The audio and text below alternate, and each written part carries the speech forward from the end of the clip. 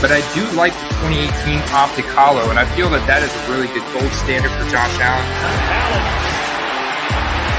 Extending, and able to find Stephon Diggs.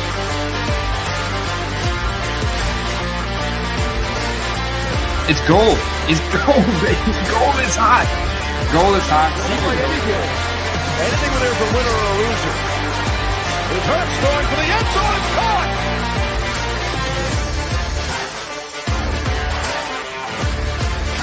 And I love the 2004 Topps design right here, man. These 2004 Topps Chrome, that same rookie year as Larry Fitz.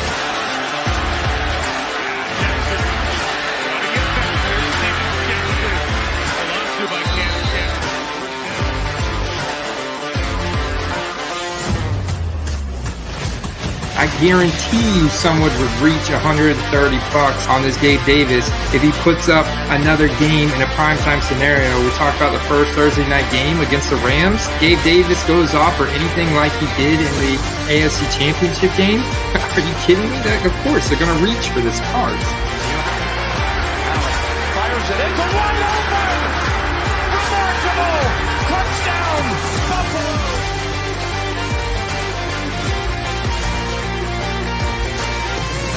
Right now, his 2018 Optic Hollow is $125 raw compared to Josh Allen's at $500. That's a big difference there, Steve, considering that Lamar Jackson had the season that he did.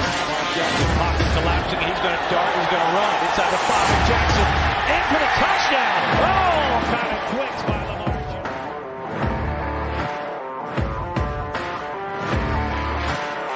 I know that that's your boy, so I had to share it. Heck yeah, man. The Mississippi mustache, dude. I'm going to be looking for him in like the 20th round of this draft. Luciu with time, directing traffic. Now fires middle of the field. Caught. First down, Jacksonville.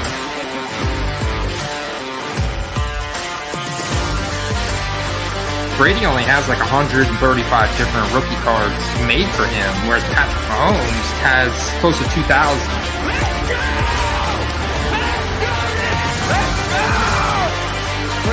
He throws this ball from his shoestring around the guy. That's what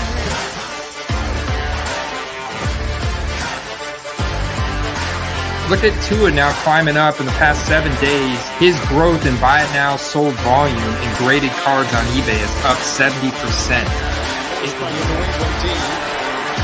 Two on first and 10, going deep, and one out catch is made by Waddle.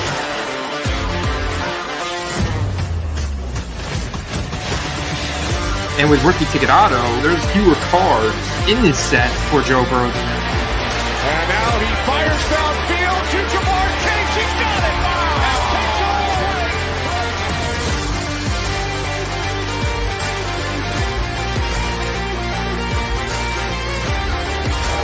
It's a first down. We got 1:20 seconds left. Y'all boys gonna play Madden? It's numbered out of 25. 25 out of 25. It's Gronk doing the Gronk spike signature moves. Look how sick that is. Got it for the touchdown.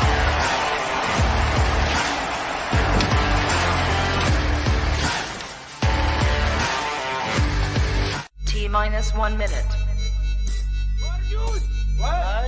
More juice for the gyro. Like the juice. T-minus 50 seconds. Now, at the point where we're at, it is a lot easier for new people to get up to speed really quick. T-minus 40 seconds. Let's go. That's a W. That's E1. That's E1. That's a W. How many people want to eat a W tonight? T-minus 30 seconds. Tyreek Hill taking over our camera. I think there may be a penalty for excessive celebration, but you know what? I'm going to let that one slide. T-minus 20 seconds. That's what I'm talking about. Now you having some fun. 10, 9, 8, 7, 6, 5, Take a deep 4, breath. 3, This is it right 2, here. 1, 0. Football cards, collecting and investing live. I'm your host, Andy Case, and back with Steve the Hitman Caladesi. Got the guns out tonight, Steve. How you feeling, man? Let's go. Are you fired up that we're heading into preseason week 3, my man? Yeah, the final week. Though we have 2 weeks till kickoff, it is the final week of preseason, and knocking on wood for all of our boys to stay healthy this week and make it to kickoff for the first week.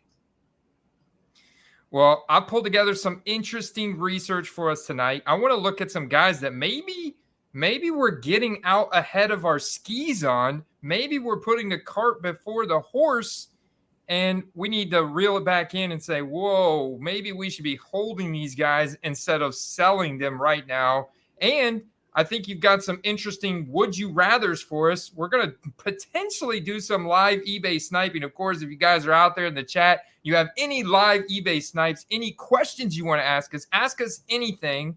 I know Derek Richard is dying to ask about Trey Lance. So we'll probably talk about him because I pulled up some really interesting research on rookie ticket autos for the 20 of the hottest 2021 rookies that are going into their second year and what their rookie ticket autos are valued at. We're going to do that comparison. We're going to do some would you rathers. Ask us anything. Steve, let's dig in, brother. Let's roll, man. Let's see what we got, man. The chat's popping. We gotta give Derek props. He was here first, just like stop by just to type I on the keyboard, then run and get his Red Bull. Billy T, what's going on, gentlemen? Good evening, Perry. Halo's finest. Yes, here to find out which players have heads. Ironically enough, I've got something very interesting to share with you guys. We do have players that just have heads. Some of them just have heads, and it's an interesting correlation that I found on eBay that I'm going to share with you guys. What's going on? Chris K, Bob, Boggy in the house, Ramrod. Yeehaw! We got to give him that yeehaw, man. Broncos 05. Good evening, sports fans. 14-team non-PPR home league started out Najee, Barkley, Sutton, Juju, Elijah Moore. Okay, non-PPR home league, single quarterback, I assume. Yeah, because I know he said he's been in this league since like 1992. Najee, Barkley, Sutton, Juju, Elijah Moore. Ooh. I like it, Derek. We got a Laviska Shenault question. What is good? What's good, Chris? Konnichiwa. Is that konnichiwa? Is that hello in Japanese? Did I get that right? I believe so. Am I smarter than a fifth grader? Sounds correct. Are you Googling it right now, Steve? Water? Are you drinking water tonight? I am. I've probably had a good 800 milligrams of caffeine already. So okay. We've moved on to water. Fair enough. 800 milligrams. That's like Derek Richard level of caffeination. So that's awesome, man. All right, we got Roddy in the house. Let's go ahead and throw up my screen. Messiah. I've been buying what you've been advising, so I hope the values go up. Hey, me too, Chris. This is what I do, man. So I spent a lot of time on it, and if I was wrong, then that would not be good. But I know my process is good because it's been successful. Last year, it was successful as hell in 2020. So we're going to continue that success this year. It's already been successful. Steve, I could share a couple wins this week. What about yourself? Do you have any wins this week of cards you made some profit on? I did have a couple sales this week. Stuff that I picked up. I mean, some of these cards I've sat on for about a year, and they finally just moved. And I was buying a lot of Joe Burrow, kind of ahead of the curve. And stick to your guns. I always say that with your pricing. Stick to your guns. I had bought some, low to mid serial numbered stuff, and I was firm with my price. It finally moved. I think that now that football's about to kick off, you're going to see people realizing that the prices on certain guys are going to go back up before even a single game gets played. Yeah, very, very nice. So I had a nice little flip on a Keenan Allen. I was actually kind of sad to part ways with because I have seen that there's a really high gem rate on the 2013 select hot rookies. And so I probably had this price too low. I sold a nice little Topps Platinum Allen Robinson. My best flip this week was the Dameon Pierce college ticket auto that I picked up for like 10 or 12 and sold for 60. My other best flip was a Josh Palmer Optic Contenders rookie ticket auto. We're going to compare where his values are at right now compared to all the other relevant 2021 skill position guys. It's pretty interesting, but I bought this card for 25, sold it for 55. So that was a nice little flip. And then I sold a base Prism Deebo Samuel for $15 for a skill position guy on a base card. That was a good flip because I know I got that card for just a couple bucks as well. And then I sold a lot of 6 Brandon Ayuk Optic cards, 3 base and 3 that were colored. And yeah, I sold that lot for $30. And then I did sell the field level gold numbered out of 10 Antoine Winfield that you shared with me because you know I'm a Bucks lifer and Bucks PCer, and I bought that card for $46 and I sold it for $100 already, Steve. I didn't have intentions to sell it, but at the same time, everything's got its price, and I was like $100. Like, this is an easy double up right here. You know, I'll go ahead and take it because there's some other cards I've got my eye on, and let's just keep this gravy train rolling. Yeah, I mean, even PC cards have a price, and if you can continue to double up, that PC card can get pretty pricey, but all in profit, of course. So Halo's Finest says, should we be buying Laviska Shenault? And I mean, I would say that his prices are probably dirt cheap. Like I'm interested to see what his prices are even at, Steve. But the problem is, how much playing time is he actually going to see? They brought in Christian Kirk to play the slot. You got Marvin Jones on the outside. You got Zay Jones that they also brought in to play on the outside on the other side. So now Laviska Shenault is forced into a some type of gadget role because Travis Etienne also has a great receiving profile. He's going to work as the main running back, but also the main receiving back as well. And then when James Robinson is healthy, he's going to get that early down rushing work. So where does Laviska Shenault fit into all this? He's not going to be on the field in 2 and 3 wide receiver sets. The only thing that's potentially, I think, is going for him is that Doug Peterson is a creative, fast-paced, West Coast style of offense play caller, and maybe he schemes them into some of these trick plays and stuff like that, and he gets out there in some capacity, and he breaks a couple big plays. But I'm just concerned about his playing time, and I think that's why his values in fantasy are going now all the way. In some leagues, home leagues, I'm sure he's going undrafted. And I would venture to guess that his rookie ticket autos are probably $5, $10 at this point, Steve. Yeah, I haven't looked at his rookie ticket autos, but I mean, I'm seeing like his base prisms, even like a PSA 10, just not going for much. And you can't be that shocked when he's really done nothing and now he's buried on his own depth chart. So here's the thing is, if he does something this year, you'll make quite a bit of money, but it's not looking like he's going to have the opportunity. He's an interesting guy to throw some flyers on because he was so prolific in college. Like, he had a really good college resume. I mean, this guy was a broken tackle machine, yards after the catch. I mean, he was incredible. Plus, he has early second round draft capital with him. You know, they just spent a second round pick on him in 2020. He's still really young. He's just turning 24. And so, you know, with you combine those things together and you're like, all right, there's some things there that we like, but what's concerning is the fact that he just really hasn't been able to command a large target share, and they brought in all these guys. So when you bring in all these guys, it's like read between the lines. So there's not that loyalty to Laviska Shenault in Jacksonville is what I'm seeing.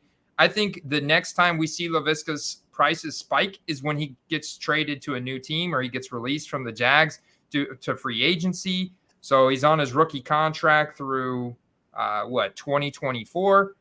After that, then he probably will go to a new team that can utilize his skills a little bit better, and maybe then we see his value spike. So sure, why not? Like, he's a guy that I would be very strategic on. $5, Andy? yeah, like stuff like this is fine. Like, yeah, all day long, rookie ticket autos under 10, sure. Stack them up, put them in your box, and just, don't feel any pressure to sell them, because if you put them in auction, obviously you're only going to get a few dollars, and people just aren't going to pay a premium for them in a buy it now format because he's not getting that playing time. I mean, if you can get his rookie ticket autos for like under $7, I mean, that's the odds of you losing money on that card are very low. No, you just may have to hold it for, a couple years potentially. But I think at some point, because he is so young, he could now have a Cordell Patterson career arc. He may not be super relevant in the NFL again until he's like 29, 30 years old. It could be the type of career path that he's now on, which, hey, I mean, it's worth like being strategic and targeting. Maybe you find a gold Laviska Shenault that goes into auction at some point, and you were a fan of him at Colorado, and you liked his athletic profile. Well, stalk that card, snipe it in an auction for like $30, and then stash it, because that's a card that at a much higher hype cycle for him could be a $200-$300 card, Steve. Yeah, I think it's easy to lose sight of the fact that something you buy now for dirt cheap doesn't necessarily need to be moved right away, and it probably won't be. There's exceptions to that rule, but a lot of these guys that we talk about on the show are guys that in the coming months will probably be flip worthy. But a guy like him doesn't really have that path, barring any major injuries. And even then, he didn't do a lot in a starting role last year, so he might just need more time if it happens. Yeah. Shout out to Chris K. Chris K is new on the quest. He sent me an email about his eBay store. I actually pulled up your eBay store today, Chris, with my man Carter the Power, and we dissected your eBay store. That video right now is on patreon.com/footballcards. You want early access. It comes out on YouTube on Thursday morning in podcast and video. We actually did dissect your store. So we found some interesting discoveries, but I'm gonna leave it to that, because we do really go into detail about that, and I don't want to be repetitive. And tonight, plus we have some really interesting information I want to cover here. What's going on, JJ Bama, Bush Leaguers, guys? Right after this live stream, again, we're going to do another fantasy football draft later tonight. We're actually going to do multiple drafts at one time.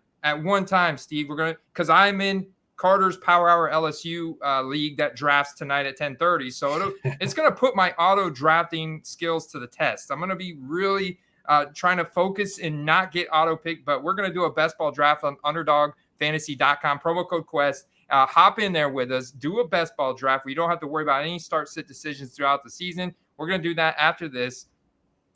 What's going on? I saw Jets Crazy 87 out there. Roberto says, I bought a few 1 of 1 and 1 of 5 golf cards for steals. Bam!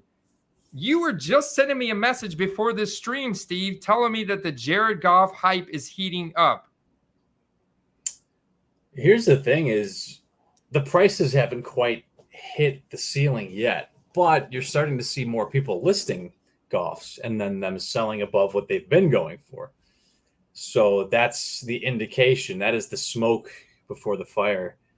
So now is the time to maybe start finding your Goff cards. If you have any good ones, start getting them graded, slabbed, get them listed at least. After they win a couple games, which is very likely, maybe out of the first 5 games, if they win 3, that's probably the time to sell, realistically. But they could surprise a lot of people this year. So play it by ear. But the hype on him, I think, is just starting.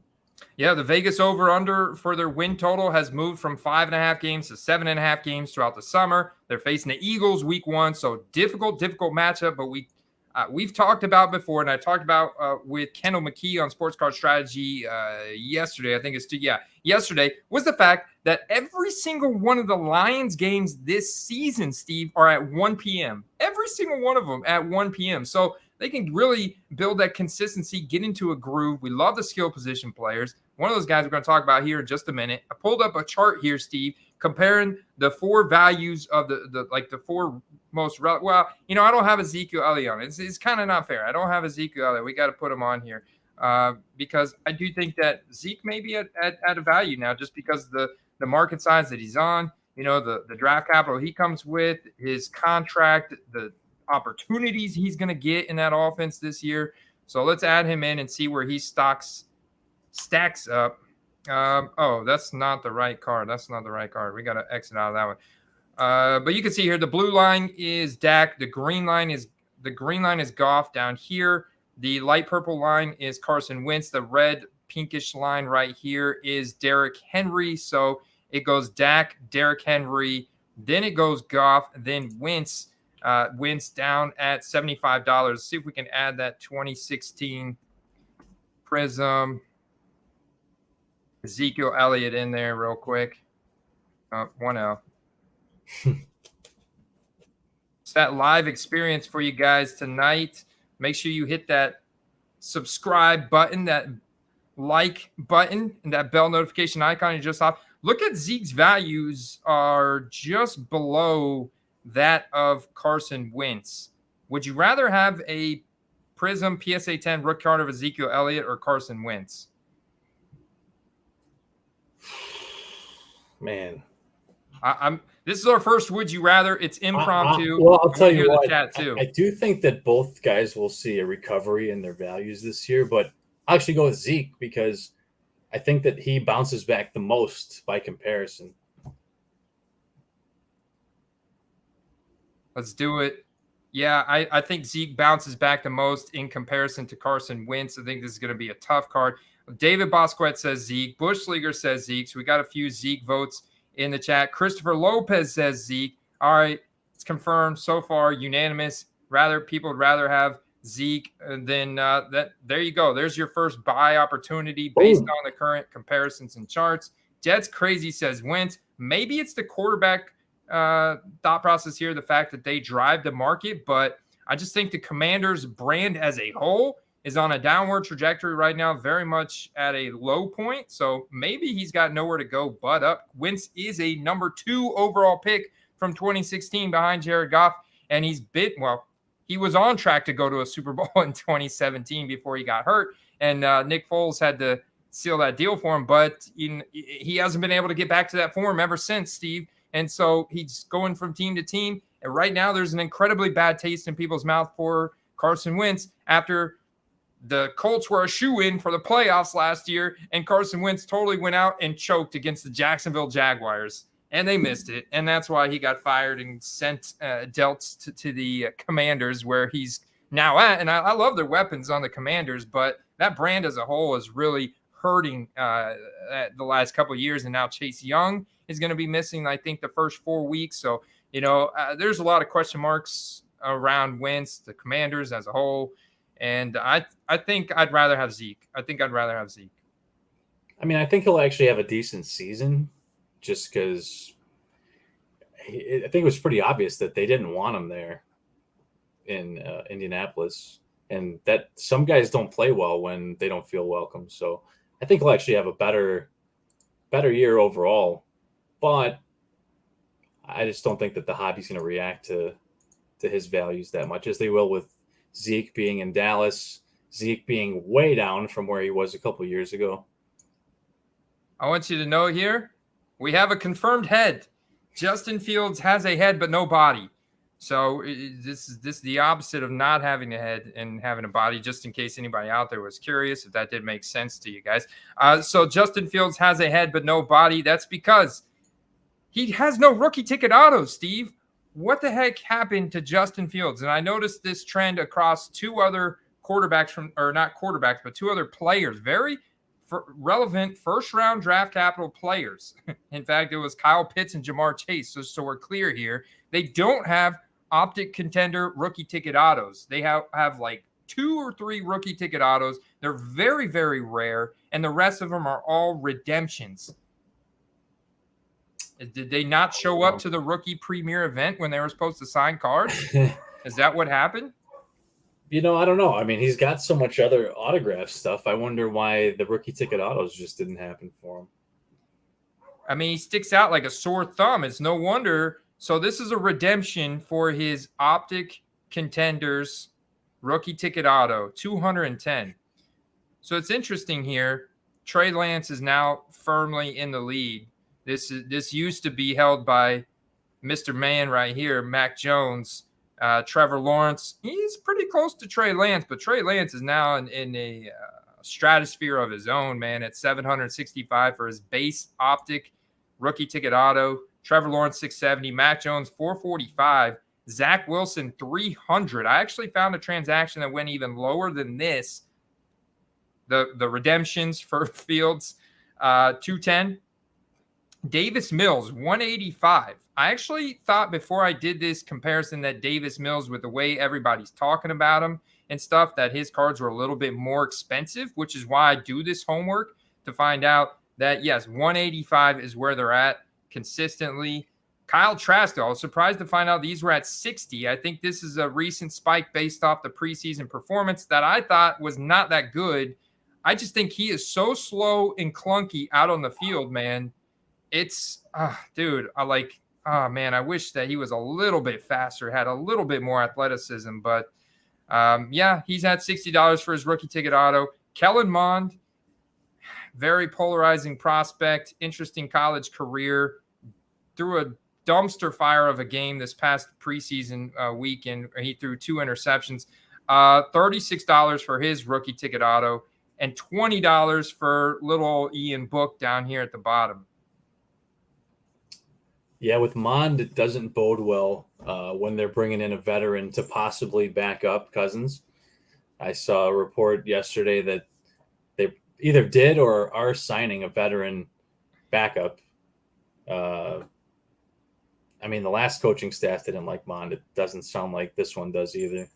That's a good point. I think if you were just to ask the coaches, there's a reason, right? There's a reason why he did not get more playing time, why they weren't even willing to put him down as a backup last year, like a second string backup. In fact, he was the third string, I think, what would be behind Sean Mannion or something like that. Like, I don't even know. Like, Kirk Cousins has been pretty durable. Yeah, Sean Mannion is the second string quarterback there who is, I don't know. Do you know anything about Sean Mannion? He's 30 years old. He's a third-round draft pick, I guess, from 2015, and he tested high on the Wonderlic score, so he's probably a serviceable backup at best. But, I think that's it. I think it comes down to Mond's decision-making ability. There's some interesting athletic core metrics that Mond has, some interesting athleticism, but the decision-making, taking care of the ball, not turning the ball over, throwing it to the right receiver, doing the right thing with the ball, that goes a long way. So ultimately, the thing is, he's going to be a backup. He's going to be a backup. Kirk Cousins goes down. It's just like if Tom Brady were to go down, it would be Blaine Gabbert, not Kyle Trask. If Cousins goes down, it's going to be Sean Mannion, not Kellen Mond. So literally, maybe you should, obviously, his values are back down after the first preseason game, so maybe you're just holding them now. Yeah, I was trying to. I didn't want to cut you off there, but someone else typed it before I could say it. They actually traded Oakland for Nick Mullins, or excuse me, the Las Vegas Raiders. They traded for Roberto Romero says they traded for Nick Mullins. Yeah, so Mannion isn't even the backup anymore. It's Nick Mullins. Oh, I got to get this depth chart updated. So, that's even worse. Like, they actually went out and traded for a backup. That's pretty much like the lowest vote of confidence you could possibly get. Yeah, there you go. Oh, wow, yeah, this is very Andy, recent. I got one for you. Okay. We're doing Would You Rathers, and I just can't help but look at this screen and say there's a lot of Would I Rathers, but I want to know, would you rather? Would you rather have 3 Justin Fields rookie ticket autos and a Davis Mills, or 1 Trey Lance? All right. I think, hold on. All right. Yes, I love that question. James is he's burning up over here. Look at the exclamation point. I mean, it's like 5 exclamation points. How does having a head and no body affect a player's card value? It impacts it severely. You could look at Justin Fields here. He's got a head, no body, card value down. Has nothing to do with the last ranked offensive line in the NFL. Nothing to do with that. It's all the fact he has no body is a bit serious. So your question, Steve, was, would I rather have 3 Davis Mills rookie ticket autos or 1 Trey Lance? No, it was actually 3 Justin Fields and a Davis Mills. Oh, 3 Justin Fields and a Davis Mills. What? Oh man, I'll take the Trey Lance. I don't know. Maybe this might be controversial right here. I'm gonna take the Trey Lance because he's the guy on the only team that could possibly win above 5. Have above a 500 record this year, and go to the playoffs.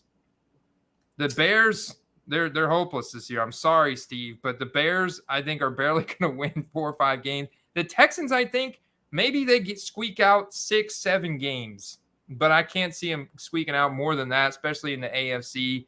The 49ers, though, that defense is legit. The offensive supporting cast, the running backs, that offensive line, I mean, that's elite, man. That supporting cast is big. The coaching is incredible. So the 49ers are one of those teams that are absolutely still serious contenders within the NFL. So I got to go with that, unfortunately. I would have to disagree. There's just too much value in having those 4. And it actually gives you a little bit of flexibility where one of the guys could break out or the other, right? With Trey Lance, you're betting it all on one guy. And you have Justin Fields. Granted, yeah, you're right. They have a better chance of winning more games. There's no doubt about it. But the Bears went to the Super Bowl under Kyle Orton. That's all I'm going to say. Oh, okay. How long does it take to get a redemption back? I'm curious about that. I have one here. I haven't gone online to fill it out. Okay, so I have one for a XRC for Jalen Hurts that I haven't got back yet. But Through Tops, I got one back in 4 months. Okay. 4 months with Tops. Anybody out there in the chat, if you guys know if you've had recent experience on submitting a redemption from Panini, let us know how long it took. That would be an interesting learning experience. You can see here, Kyle Pitts has a head, no body.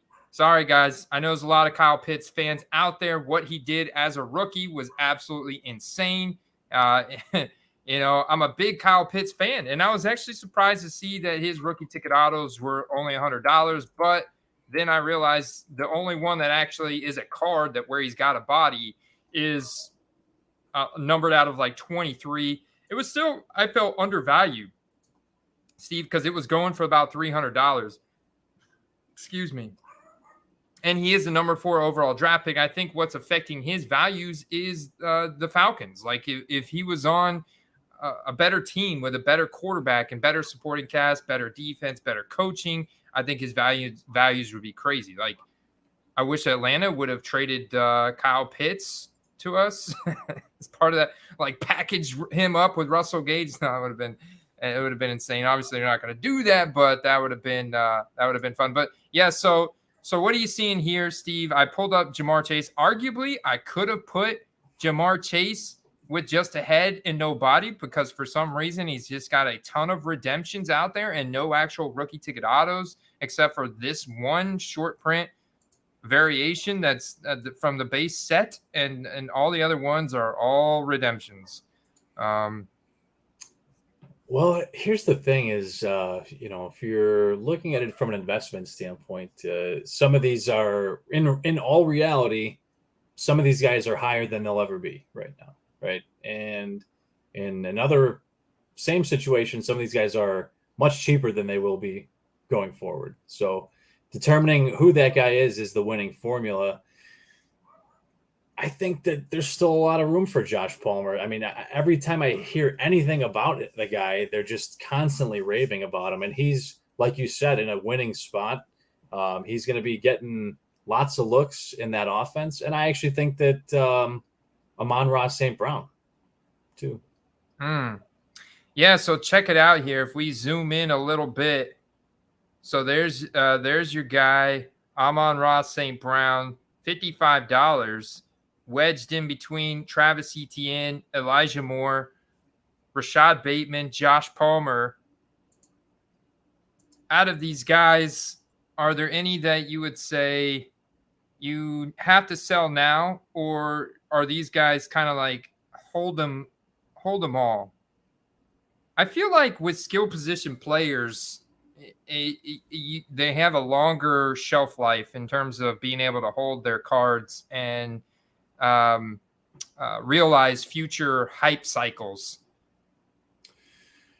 So I don't know about necessarily selling any of them yet. All these guys have a lot of upside still, and they're still not quite after just one season. I don't think we've seen their best just yet. If you were just doing it from a risk mitigation perspective, like ETN is coming off of an injury, you are seeing high price spikes for him right now, and he hasn't realistically like played a healthy pro NFL game since his injury yet. So that's not a bad situation. I see somebody say sell Smith. I could see that. I mean, I think he'll still do fine even as a number 2. But you know, it's hard to say. Waddle at 120, you know, maybe he takes a little bit of a spike down to like 80 or 100. I don't see him going down too far. I was just rushing to point out the guys that I think will definitely go up first, and they happen to be towards the bottom of the list, which is what you want, right? You know, if you're buying guys that are going to go up, you want them to be as affordable for you as possible. So, Andy, how about this? 7 Amon-Ra St. Browns or 1 Jamar Chase. What are you taking? Wow. Man, why do you... These are legit questions, man. Yeah, legit questions, but the problem for me is like, okay, it's the Bengals, and although it's very difficult to get back to the Super Bowl, if Joe Burrow puts back on some weight here, you know, he did have a ruptured appendix, and so he has lost some weight. He's looking a little feeble out there, looking a little puny out there, but he's got to just eat a ton of food. Like apparently he's eating everything they put in front of him, so he's ready for week 1. Bulk back up. It's hard to not put the Bengals right back in contention for the playoff Super Bowl. Obviously, his cards are incredibly hyped up and very expensive. And this card, I think, comparatively speaking, because every other one are redemptions, is more rare than the Amon-Ra Silver Prism. So I would take the volume of Amon-Ra in this situation, but it's very close because I feel that obviously Jamar Chase has a higher ceiling and a higher playoff potential probability than Amon-Ra St. Brown, which is why I would obviously want to be invested in Chase ultimately over Amon-Ra. But I mean, that volume on Amon-Ra is nice because I do think just from a production standpoint, he's a very good athlete. He's very competitive. And I think he's going to get peppered with targets by Goff this year and put up a ton of numbers. Like I think you could see a situation where Amon-Ra St. Brown is easily finishing as a top 15, top 20 wide receiver at worst. You know, definitely could finish as a wide receiver 1, like top 12, 15 wide receiver. So I like that. Ultimately, though, if you said 10 Josh Palmers or the 1 Jamar Chase, I take the 10 Josh Palmers, baby. Let's go. Because he's on the Chargers, man. He's with Justin Herbert on the Chargers. Now we're talking aggressive offense, great defense, great roster, great coaching, great quarterback, the whole 9 yards, young, up-and-coming, ascending team. I like that situation. I like the volume on guys that are, ascending for sure.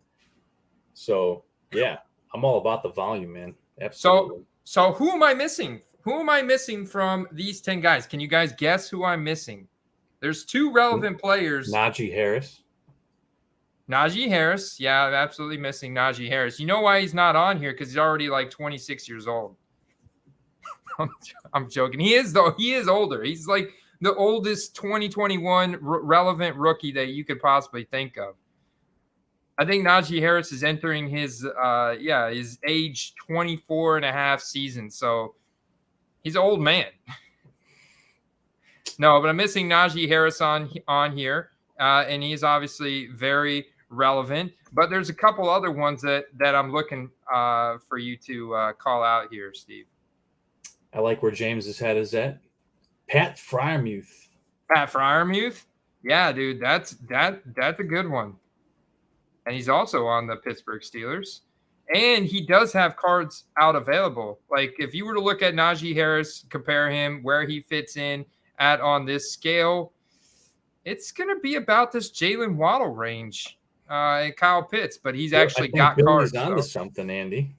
He's between Javonte and Waddle.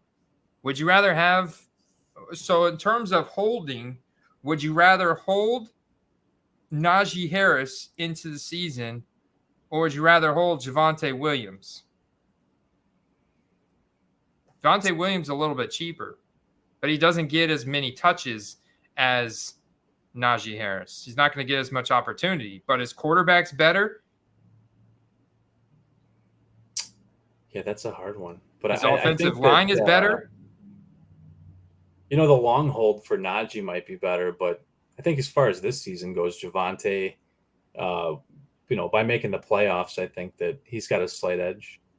Yeah. I mean, we're writing them in, so to speak, right? They haven't made the playoffs yet, but I think they just have a better chance of making the playoffs. Give me that Javonte over Najee at the value. It's not that I don't like Najee. I love Najee. I think he's awesome, man. I think he's a great athlete, and I really like his story. Big fan. I like the Steelers, but I just think they're going to struggle this year a lot more than people think they are, especially in the AFC North. Like, it's not an easy division. If you look at what this card was accepted at, $90. So, yeah, 90% of its asking price. Very solid. You put him up $30 ahead of Javonte. I just think Javonte's got more upside. Now, a lot of people, when I polled the community, Chargers. People love the Chargers in the AFC West. There are still a lot of Chiefs fans in the AFC West in terms of who's going to win that division. A lot of Chiefs fans, like, basically saying it's the Chiefs division until proven otherwise. You are the winner until proven not the winner, kind of thing. And then there's also those Broncos fans out there that are dead set on the Broncos obtaining that AFC West title. And then, of course, you got the Raiders as the dark horse that are there, added weapons, added defensive line support.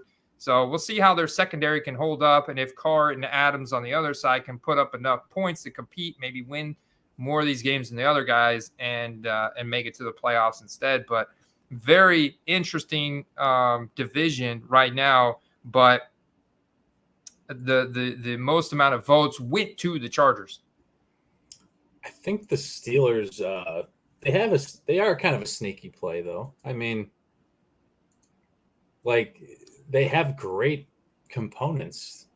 They were basically just let down by their aging quarterback last year. So if one of these guys, Trubisky preferably, but if anyone else can fill that void, they have a good team. They have a good team. The two sleepers that I felt from that 2021 class right now, if you look at what their sold transactions are going for, that's your guy, Nico Collins. That's who I was looking for you to say. Nico Collins, Michael Carter are the two cheapest, but yet most athletic, most explosive, highest draft capital, youngest guys that fit that bill. And obviously, we know why it's pretty obvious why Michael Carter's values are suppressed so much. That's because of one Breece Hall.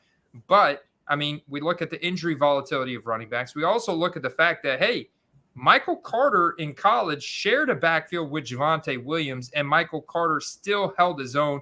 Michael Carter, if you actually go and look, what was his name? I was looking at a running back analyst that studies film, and he's been doing this for like 20 plus years of running backs. And he said Michael Carter is a better receiver than Breece Hall. So Michael Carter is still going to get opportunities in this offense, and there's a pretty decent chance that Breece Hall could get banged up, miss a couple games. Obviously, you never know. We can't project for injuries. We're not good at it. But I'm just saying he's still going to get some opportunities. Still very young, very explosive, large market size on the Jets. $10 Silver Prism rookie ticket autos I felt was really cheap, really good deal. Same thing with Nico Collins, just from a production standpoint. Like, even if these teams don't make the playoffs, I'd feel okay buying their Silver Prism rookie ticket autos for 10 and $15, Steve. Like, that's kind of the recipe. You know what I'm saying? No, absolutely. And to give Billy credit, Billy said Nico earlier. I was pointing that out. And yeah, I mean, we were plugging Nico Collins when his rookie tickets were like $4 or $5. So all aboard, man. It's spreading through the hobby pretty quickly now, and some of his higher end stuff is climbing pretty quickly. So as the Davis Mills hype builds, his is only going to grow that much faster, right? Because he's going to be throwing to him. Plus, his camp news has been great. So I love it, man. I love seeing guys like that ascend that, when the product came out, they weren't even given a look, Yeah, he was a stud. But what happens, he doesn't get drafted until the third round last year, right? You have a pretty deep wide receiver class. You just saw the guys we looked at, the Batemans, the Waddles, the Chases, the Pitts. You saw how deep it, and plus, I mean, he was in a fairly anemic offense at Michigan. That was, you could argue that he was misused and the quarterback play was poor. So, you put all those things together and now you're looking at it and it's like, okay, Davis Mills, underrated. He's also going to be in a lot of negative game script, throwing the ball a lot. Brandon Cooks is not exactly a spring chicken, although he is reliable. He is consistent, putting up 1,000 yards like year after year after year. But Nico's the young guy. Nico's the young guy that could really go out and outproduce his expectations. He's being drafted in the teens of fantasy drafts, like late in the drafts. And there's no way he does not outperform that current expectation to where his Silver Prism rookie ticket autos are now all of a sudden just like $30-$40 if you could pick them off for 10-15. This is just an indication that you could potentially find something way more rare out there, Steve, that is way undervalued compared to the rest of his draft class. Both of these guys have value in the hobby and will probably grow throughout the season. Both of these guys are being massively drafted at higher ADPs than they should in your leagues. So keep an eye on both of these guys. I like them all across the board, Andy. I like them in every aspect of football. Awesome. All right, so you have a couple would you rather. I've been starring some questions over here. Gas Station Mike, that was a funny name. I saw Gas Station Mike out there earlier. We hit on Kevin Mod. Yeah, talking about young playmakers who have a great college resume. Well, Nico's college is decent, but it could have been a lot better. But this man right here, Brevin Jordan, is another guy that has Silver Prism rookie ticket autos for $5-10 right now on the Houston Texans. Is their tight end one, put up very impressive receiving numbers at the University of Miami. This guy is another one of those guys that could explode onto the scene, just like Isaiah Likely did the past week, and he's a tight end too. But, the Ravens, they like to deploy a lot of two tight end sets, so there's absolutely hype. Isaiah Likely is a relevant guy. Like, he's a somebody now. He's a somebody now, man. Yeah, it's a shame there's just not product out for these guys because they've been talking him up in camp for weeks now. And, that's a guy that people could have already had and capitalized on. But there's just, by the time his cards are available, the hype will be pre-built into his prices. Well, yeah, and I mean, there's a lot of flipping going on. You got, if that all that's out there is their college cards, then hey, flip them. But just remember, like, if you're new, just don't buy any college card. Like, get it autographed, get it serial numbered. Find ones that have scarcity to them. That is so important, especially if they're unlicensed. You have a little bit more flexibility with the Panini product. Like, there's a lot of legacy cards out right now, a lot of cards from Chronicles. You may be able to find some optics, some selects, some mosaic draft picks are coming out, select draft picks, Prism draft picks in the middle of September. These license cards that are coming out, still want to focus on some type of color match, short print scarcity. Like look at colors that actually match their NFL team. Look at something like that. And then also be recognizing that price point. Like you don't want to spend more than $5-10 if it's already at 20-30. Walk away, man. There will be more deals, especially on a card that's not serial numbered. Don't spend $20 on that card. I'm just telling you right now, because it's not going to continue to climb up from there based on that scarcity, because now is also a great time. And I think you have some would you rathers for me of guys, if you go back 2019, 2018, 2017, guys that have a lot of merit, like a Chris Godwin, maybe, that have a lot of merit in the league, that are maybe coming off an injury or coming off of a down year, or just cresting that age apex, but yet their comparable scarcity of card is a lot cheaper and they have a lot more merit that warrants that investment level. Like there's a lot less supply and they have a lot more merit, Steve. Yeah, I mean, if you go back and look at even the 2020 college stuff, Herbert, Burrow, you'd think that they'd hold a ton of value. I mean, but other than the super rare stuff, not really, so just be advised, like people are going nuts for these guys because they want to own something of a player because nothing else exists yet. So, if you find something and it's going to be hot like wildfire for a minute, but don't hold it too long. That hot potato is going to get cold real quick on you. Yeah, I do have some of these would you rathers. Yeah, I have 4 actually. I think they will tickle your brain just a little bit, and I want to see what you think, and then I want to see what they're actually worth, maybe on 130 points or any active auction. Some of these might have a hard time finding, but why don't we roll with a tight end question? Tight end. Would you rather have a Darren Waller rookie ticket auto or a Kyle Pitts Prism blue cracked ice? Blue cracked ice? Are we assuming that these cards are trading for the same exact value?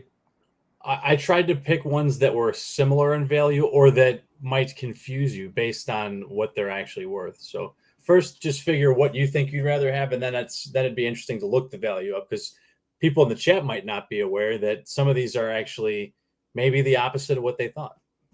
I'd rather have the Darren Waller rookie ticket auto all day.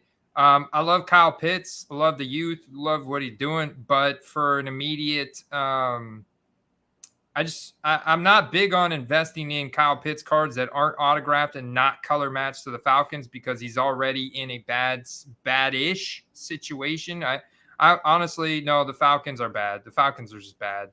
I'm just going to come out and say it. The Falcons are bad. They're probably one of the worst teams in the NFL this year, unless Desmond Ridder can somehow save that team and find out a way to just unlock the full potential of Bryan Edwards and Drake London and Kyle Pitts and put up a bajillion points. Like Cordell Patterson's still there too. So the offense has some interesting pieces, but the defense is going to be bad. The one thing they have going for them is they're not expected to win many games and negative game scripts. So you're going to see guys with, hypothetically, racking some stats up. Again, they're going to be hindered by the quarterback, but they maybe get a small boost by just sheer opportunity. You said Prism cracked ice? Yeah. Wow. Okay, so I'm finding that card is serial numbered. Prices are much closer than you thought they were going to be, weren't they? Well, the Kyle Pitts is more expensive than the Darren Waller. Yep. The Darren Waller, I mean, I can go over to 130 point, but let's just assume that these were accepted at 80 to 90%. The Kyle Pitts, I was finding the Wallers around $40 to $50, and the Pitts between 80 and 100. Huh. But see, that's the thing. You wouldn't have thought that probably when I asked you that question. But that just shows you the reality of how much hype affects card value, right? It doesn't always make sense. No, it doesn't. It doesn't always make sense. But, Darren Waller is now approaching age 30. So this is a big difference. Obviously, his rookie ticket auto is not in a Raiders uniform. He's coming off a down season, a big down season for him. and you just added a bunch of target competition to their offense in Devontae Adams. So I get it. And arguably, according to Vegas, they're in last place in the AFC West. So the division is just insane. So their odds of making the playoffs are lower than the other teams in the AFC. So when I look at this, I'm still blown away, but I get it because of what Kyle Pitts did in his rookie season and breaking rookie receiving tight end record. So I get it, but at the same time, I'd rather go with the scarcity of the Darren Waller and sell on some spike games and some like prime time shootout scenarios with the Raiders. I feel that they have absolutely 100% more potential this year than the Falcons do. And the price point is also half of what I get the Kyle Pitts for. So, and I think people quickly forget, when he was going off 2 seasons ago, like what that did for his values. Now he had just an atrocious season last year. So if he can overcome his woes from last year, that's going to rebound back up to, not quite where that Pitts is at, but not too far off. So I think it's time for the next one. Another brain tickler. We're going to move to a different position. Andy, would you rather have a Micah Parsons rookie ticket auto playoff ticket, which is numbered out of 199, or a Brian Urlacher rookie ticket auto? Ooh. Ooh. So repeat the deets on the Micah Parsons again. That would be the playoff ticket, which is out of 199, or the base rookie ticket auto for Brian Urlacher. Well, dude, man, this is tough one because one is a Hall of Famer, arguably one of the best linebackers of all time, and one is an up-and-coming linebacker that is super versatile, super explosive, biggest market in the NFL, and he's heading into his second year after winning defensive rookie of the year. Like it's crazy what he did in his rookie season, leading the league in sacks, but also dropping back into coverage and just dominating all over the field. But the other one's a Hall of Famer. In terms of investment and flippability, I'm going to say Micah Parsons, obviously, because, right now I think would be a good time to buy into Urlacher because the Bears are doing bad. He's retired. He's a Hall of Famer, but he's retired. So the focus is all on the active players. The focus is on the Micah Parsons, the Jamar Chases. So I would look to buy into an Urlacher right now. But if I owned them, obviously I'd rather own the Micah because I feel that's going to go up in value, has the chance of going up in value a lot more than the Urlacher. All right. What year was Urlacher's rated? 1998, 98, or 99? For his rookie year? Yeah. 2000. Oh, it's 2000? Oh, okay. I'm going to pull him up. I've got the Micah pulled up. That's a $150 card. And I've constantly looked at Micah. I look at Micah every week to see and I'm going back to June 30th, I guess, for that transaction. Let me go up to one that's a little bit more recent. 150 August 11th. There's an SGC 9.5 for 250. So those were maybe there is. I don't know. The playoff ticket I found was out of 199. Maybe there is one that's a 99 as well.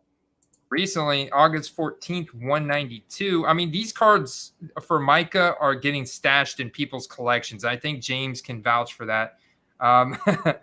But man, I guess the long-term investor in me would definitely say Urlacher. But Micah's got so much potential, man. So much potential. Look how close I was on these. That's why I picked the playoff ticket. Yeah. That's a close one. I'm gonna go with Micah only because that's where my comfort lies. I know it sounds weird to say active young players, but Micah played so freaking well in his rookie season, and his athletic profile is just off the charts, his competitiveness, and he's on the Dallas Cowboys, which is the largest market in the NFL. And because he is so relevant, so active right now, I feel very comfortable in that card being just as liquid with a higher ceiling than the Urlacher. I agree. for flipping purposes, I would probably go Micah too, just because you look at, like, no offense, Trey Lance fans, but Trey Lance and how expensive his card is right now compared to the other QBs. I mean, Micah Parsons is on the fringe essentially of getting into like skill position quarterback range, right, for a defensive player. So as far as like a guy that you could sell this season, maybe make a 1.5 times, maybe make a 2 times on for sure. If we're talking just which would I rather buy and hold long term, I'm going to go with the Urlacher, not just as a Bears fan, but I mean, the guy's going to go down as one of the best middle linebackers of all time. Did Urlacher have off the field stuff going on when he retired? Like, I know he's involved in the media to this day. I'm not sure. I know that there was some drama like before he went to Arizona, but I don't really remember specifically what it was. It couldn't have been anything too big because I never really got wind of it. Well, I'll say somebody made some money on Urlacher cards they're buying back in July. Looks like a couple were sniped, and I'm not zooming in to see the condition. How? I feel like like one of those must have been one I slept on because I tend to try to watch them, but that's just look at the prices giving that now. It away right there. Yeah, 150, 200. I mean, this could have been a guy right here that bought that one at 95, turned around and flipped it for 180. So I think it's a card that has incredible scarcity, locked Hall of Fame, large market in the Chicago Bears, and it's one of those cards that's like a very safe card to have. I just, it just doesn't, in my opinion, have the ceiling potential of the Micah. So that was a good one, though. That was a really good one, man. Yeah, I mean, the thing with, like, for the most part, older cards don't tend to move as much, but that's not all the way true either. Like, I know you're not into basketball, but like Hakeem Olajuwon's rookie card over the past couple of years is actually like one of the biggest card movers, and he hasn't played. He's retired too. So, yeah. But older cards can move, but again, they're not going to move on a week-to-week basis. For example, Andy, I got another number 3 of my 4 would you rather's. Ooh, this one is a little more hitting close to home because we're talking quarterbacks. Would you rather have a Zach Wilson base Prism PSA 10 or a Joe Burrow base Prism PSA 9? Oh, Steve, man, these are pretty good, man. But give me the Burrow 9. Take it. I'll you know what? The card's going to be a little bit more scarce between 2020 and 2021, and Joe Burrow is just leaps and bounds better than Zach Wilson. Give me the 9. I may crack it out of that case and hold it raw, put it into one touch and list it that way. And I'm going to list that sucker like 40% more than what it's at now. I may resubmit that, man. I may resubmit that and come back at 10. You'd be shocked, I think, if you looked at the values. Okay, let's do it. So you said 2021 Prism, Zach Wilson, PSA 10. I was, honestly. All right, let's go to the solds over here. Let me get to the solds. I gotta zoom out for a second. Sold transactions. All right, looks like that's a $90, $95 with shipping card from Zach. And then we're going to go do a 2020 Prism Joe Burrow PSA 9. And trying to think of what the chart said on this card.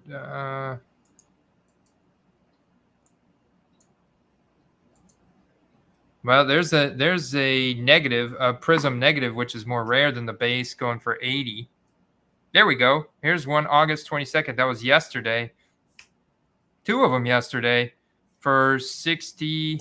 Yeah, and this is recency bias, man. This is because, what's weird is Zach Wilson definitely took a dip, took a hit after, the ghost banged up his knee. The turf banged up his knee, I guess. And, Joe Burrow is coming back off a ruptured appendix. So both of these things have affected these players' cards. But obviously, the Joe Burrow is a smash buy at that 65 $65 price point, because what is that in comparison to Justin Herbert? So I could pull up my Keepa map. Shout out to Jarritos. That just goes to show you, though, like if you don't necessarily believe that, they have the same career arc, you could potentially get out of a Zach Wilson and into a Burrow, right? And have extra money left over. So you just got to kind of, play the market when it's to your advantage. So you can see here on this chart, the blue line is Herbert. The green line is Burrow. The pink and purple lines are Hurts and Tua, and the yellow gold line is Jordan Love. And Tua has a significantly higher population report on his PSA 10 of 2,500 over Jalen Hurts 1,500, but Burrow's at 4,700, Herbert's at 4,100, and currently, on the PSA 10, you can see that Burrow's climbing back up, man. You can see where he was at 265, 291. There was some clear separation, and back here, clear separation at the beginning of August between Burrow and Herbert. And I think that was just there was a lot of highlights coming from Herbert in training camp and none from Burrow because he was cringing in pain because his appendix had ruptured inside of him and he had to have surgery. So now that he's back and he's healthy, it's like, oh, okay, we can buy Burrow again. Yay. And now they're a lot closer, right around $300.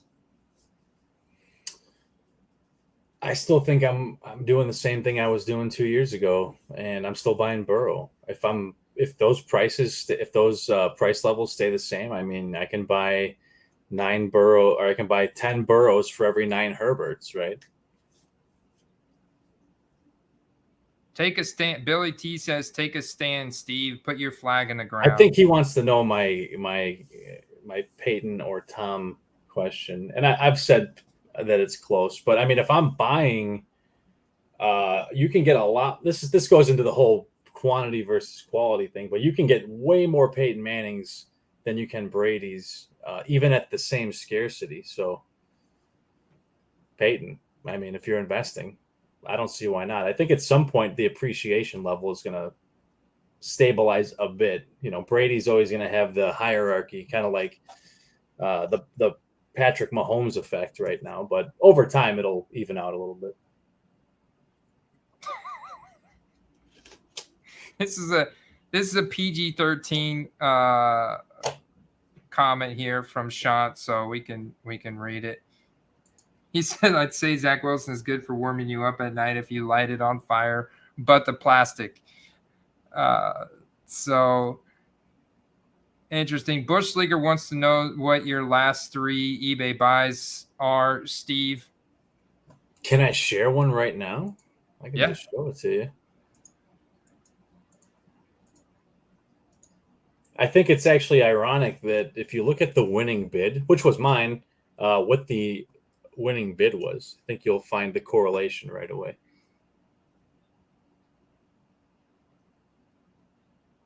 And it's actually. Oh, did you send it in the private chat? I did. Okay. Here, let me pull it up. Oh, check it out. What are the odds? We were just talking about it. Speaking of the Urlacher. Nice, man. I may be sending that for one of our next submissions. We'll see. Yeah, the submission came back yesterday. I recorded it today. That video will be up on YouTube tomorrow. So that's exciting. Definitely have some 10s in there. Guys. So that's a rookie, by the way, too. Nice. Very nice, man. Very nice. I'm stalking a few players right now, and mostly Buccaneers players because I still see that they're undervalued, and their probably hype is going to go up now that Tom Brady's back in camp. But I do have a few purchases. Actually, Shot is in the chat. One guy he shared with me that I purchased recently is Nyheim Hines. So I've got some interesting Nyheim Hines stuff coming in the mail. That was one of my last purchases. And I got a deal on a Kadarius Toney gold that I could not turn down, that I couldn't refuse. And it was ending in the middle of the afternoon, and I shared it, and I was hoping to for one of you guys to snipe it in the Discord server, Discord over on patreon.com/footballcards. And nobody, everybody was working. Everybody was busy, distracted. I was like, I can't let this thing go. And so I ended up getting it for super cheap, and you guys will see that one as well. So, yeah, it's good stuff, man. And it's going to go right next to my National Treasures 1 of 1 that I showed about a month ago on here. Ooh, very interesting. Very, very interesting. Oh, speaking of, I almost forgot. I have one last Would You Rather for you. Oh, This yeah, one- you have 4. Let's hit it. Let's hear it. So this one is a little more very specific, right?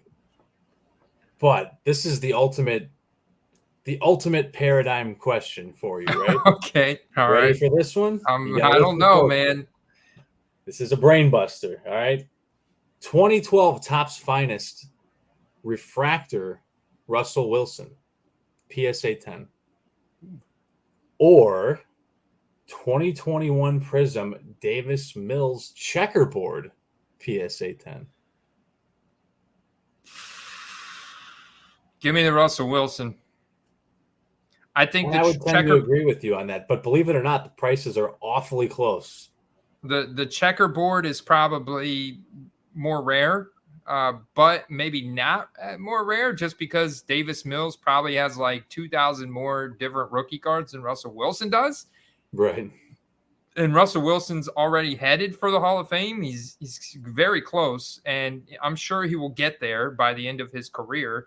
And Davis Mills has a long ways to go. So give me that Russell Wilson. I'm going to get it listed before the revenge game week 1, Steve, against the Seahawks Monday Night Football. But I may hold it because I do feel pretty optimistic about the Broncos. Regardless of how difficult that division is, they're going to be in contention. Believe it or not, there was probably only about less than $10 or $15 between those two cards. Wow, dude, that's insane. Wow. I would say the same.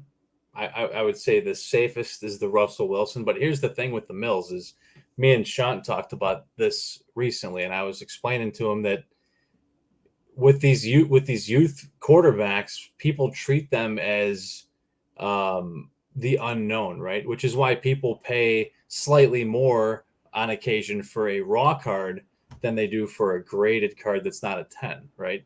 Because you don't know what Davis Mills is going to be. Davis Mills could be a PSA 10, or he could be an elite quarterback, and there's people willing to pay a little extra to find out. So that's kind of the correlation I made there.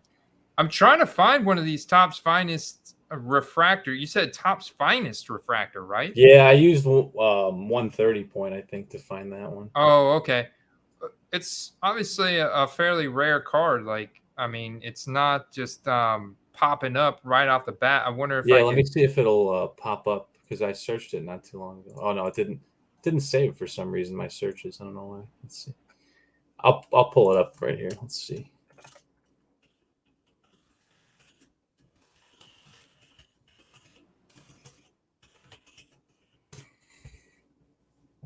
Definitely not a card you will see a lot of. Maybe I did see it on eBay. You know what? I might have seen it on eBay. I might have seen that one on eBay. So I'm finding some Topps Platinum refractors. The Topps Platinum refractor is definitely more common. Looks like someone got him a deal on that Topps. Here we go. That Prism refractor. Here's the Topps Chrome X-Fractor. There's the Topps Finest right here. So this one is a bit more than the one I found earlier. But here's the card for you. Just send you that in the private chat. Okay. That's a gold right there. Obviously, that's going to be super rare. Okay, you got me here. Hey, guys, while we're pulling this up, if you're just tuning in to the Football Cards live stream here, of course, make sure you hit that like button if you're enjoying the stream. But also, we're going to hop onto another stream here after this in like 10 minutes, and we're going to be doing a live fantasy football draft and sharing our round-by-round strategy. I'm also in a high-stakes league with a lot on the line for Carter, the Power Bryant over Power Hour LSU. I'm in his league, so I'm going to be simultaneously drafting his single quarterback ESPN league at the same time that we're going to be doing an Underdog Fantasy Best Ball League. Promo code Quest for Underdog Fantasy. Get that 100% instant deposit bonus and draft a team with us tonight. No start-sit decisions on a weekly basis. You'll have a lot of fun. You'll thank me later. Andy, check your private chat. I found the Davis Mills. Okay, so this is not a sold transaction. This is $7.95. Buy it now, make it or best offer. Yeah, the one I found earlier was sold for $700, but the ones that are currently listed are over that. Look at this, Andy. Yeah, it's that checkerboard, man. I mean, checkerboard is like might as well be gold, man. I don't know what to tell you. Checkerboard, it's a case hit, and it's like super popular. But I think this is not just a little fun segment to see would you rather, right? But I think it's kind of informative, right, for people that just don't have a general idea of like the price discrepancy between some of these amazing veteran rookies and some of the modern product. No, you make an incredible point because I actually pulled up earlier, right before we were hopping on, after I did the 2021 comparison of all those different rookie ticket auto prices from all those 2021 quarterbacks. And then I'm like, okay, $950 for a Russell Wilson rookie ticket auto.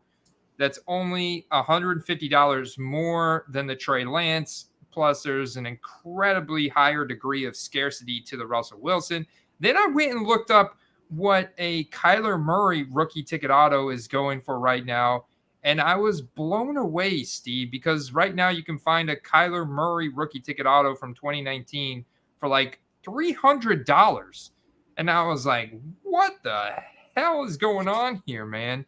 So I think it just goes to show you it's not, I mean, I would rather have that Kyler Murray rookie ticket auto than virtually all of those guys on that 2021 list at that price point. You know what I'm saying? And that was true with Lamar. Like, Lamar is still undervalued. He's not too much ahead of Kyler right now in the rookie ticket auto department, and that trend carries over. I've seen it carry over their Prism PSA 10s, their Donruss PSA 10s, their Optic Hollows. You know, it's wild, man. Yeah, definitely some value to be had. Kyler shot himself in the foot, if we're being honest. And to have that kind of early season success and then just literally choke on a dry biscuit in the playoffs, that rubbed people really wrong. And then when it came out that his own team was dogging him for not taking the game seriously, right? Other people are studying the playbook and all that stuff, you know, and he's like playing online Call of Duty and like talking trash and stuff. Like, it's your career, dude. You better take it kind of seriously. And that's why, even though I am bullish on buying Kyler, I am still a little bit worried because just because he got paid doesn't mean he's going to do anything. We saw that same thing happen with, you know, a couple guys in the league. So hold on to your nuts. It's going to be interesting. Yeah, I like this comment here from Mr. Fun Monk with the SpongeBob SquarePants. He said players' stats don't count as much as personality. I would say part of this is true, but the other part is not. Like, when we talk about skill position players, their stats absolutely count as much as their personality. But personality adds a whole nother dynamic and a whole nother layer that definitely adds to their value for sure. So I like your comment. I agree with your comment, but I also say that stats are equally as important as personality and likability off the field. Yeah, it augments the value, right? It doesn't, you know, they're not going to be top dollar fetchers just on personality. But if they are a quality player with a personality, then now you're going to see something happen. Sean, you're going to have to go back and rewatch the stream because it may be Hard Knocks. It could be just the Lions hype in general. You know, we talked about Vegas increasing their win totals. Goff is hyped up. We talked about where Amon-Ra St. Brown values are at now. DeAndre Swift values in both fantasy and cards are pushing that elite running back value. Like he's not too far behind Jonathan Taylor values when you look at the sold transactions right now. So it's pretty wild, man. I think this is definitely a big affect not even just Hard Knocks, but also just the hype in general for the Lions this year. It's like all over the place. It's plastered on every billboard. I feel like that almost every analyst is considering the Lions as an ascending team that is a dark horse in the NFL this year. The interesting thing about having that many skill position guys is it obviously boosts Goff's rate of success, right? Like he's not going to have to force passes hypothetically, but that center of the field is going to be really open, and Swift, people are speculating, could end up a number one running back for this year. You know, I've seen that argument made quite a few places. And what would he have been if he didn't get hurt last year? That's the real question. So that is one storyline I am eager to follow. Yeah, because Jared Goff is not running anywhere. He is a check down Charlie. And so he gets any type of pressure. Swift is his guy. Swift is an incredible receiver. You look at the defense for the Lions, though, Steve. Aiden Hutchinson is the star of that defense. He's going to get all the limelight. He's the hometown hero. He's rookie. He's an explosive playmaker on the edge there. And you can see there's transactions. Dude, we could sit here probably for the next 20 minutes and look at the transactions that have been popping off yesterday and today for Hutch. Like this legacy numbered out of 99 for a defensive player. This is a pretty penny. Onyx Vintage, unlicensed card, no team logos, great little portrait here of him, plus an autograph. $47, $50 in auction right now. That's some hype, brother. That's some hype right there for the Lions star defensive edge rusher, Aiden Hutchinson. They're going to just be a fun team to watch on both sides of the ball. Again, this is where you find out like how much impact one guy can have on a team defensively. Like the entire offense is vastly improved, not to mention DJ Chark's on the team now. I don't know. I know the Bears aren't doing jack squat this year, so I mean, I'm not saying that I'm going to be cheering for them to lose, but if we don't do anything, then I'm going to be cheering for the Lions. That's just what's going to happen. Awesome. Billy T's getting in a draft with us tonight, man. Don't be a fly on the wall, Billy T. Don't dip that toe in the pool, man. You just start a draft. Hop in, man. There's no start-sit decisions on a weekly basis, so you got nothing to lose, man. You get a free $10 when you put in 10 with promo code Quest, so just do it, man. Thank me later. You don't need to be a fly on the wall. It's so easy, all right? And, in fact, it's that's Bush Sleegers. All right. In fact, it's that time, guys. This has been one hell of a stream, Steve.